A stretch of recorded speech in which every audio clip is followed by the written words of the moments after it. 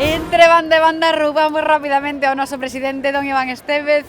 Moi boa tarde, como está a transcurrir este certame? Con moita tensión, moitos nervios.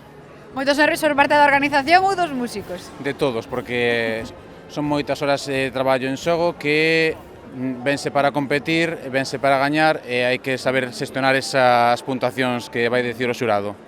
Son moitas horas de traballo que hai detrás desas salas de ensaio, pero cantos músicos se estima que poden pasar este fin de semana por riba do noso escenario? Música arriba, música abaixo, máis de 1000 temos aí a conta. Entre os infantil e juvenil, as tres absolutas.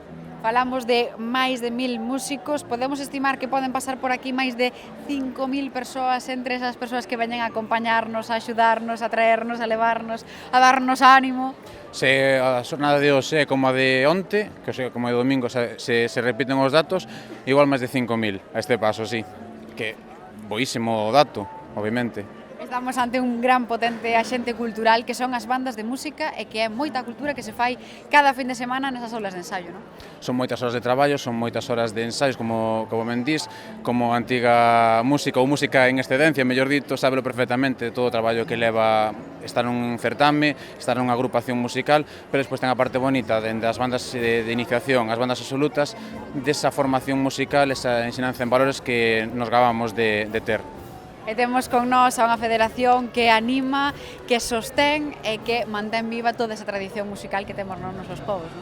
Iso intentamos, que as bandas teñan, aparte, como se gusta dicir a ti, ese lazo das festas, pois ter tamén esa vertente cultural educativa e, porque non, pois tamén festiva como eventos competitivos ou non tan competitivos como o Festival de Bandas ou despois actividades paralelas como o concurso de composición, os congresos e estas as cousiñas que intentamos facer ao longo do ano.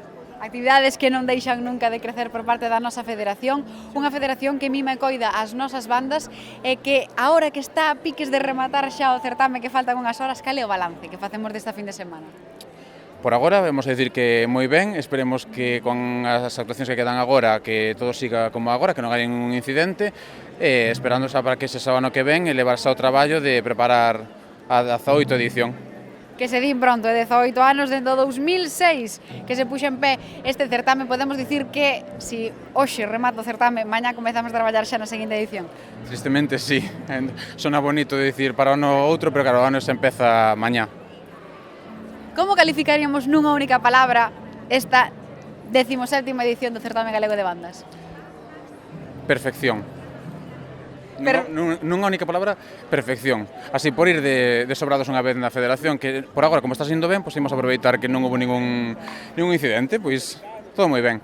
Pois rozando a perfección, seguimos aquí coa nosa federación que siga mimando e coidando o noso certame galego de bandas de música populares.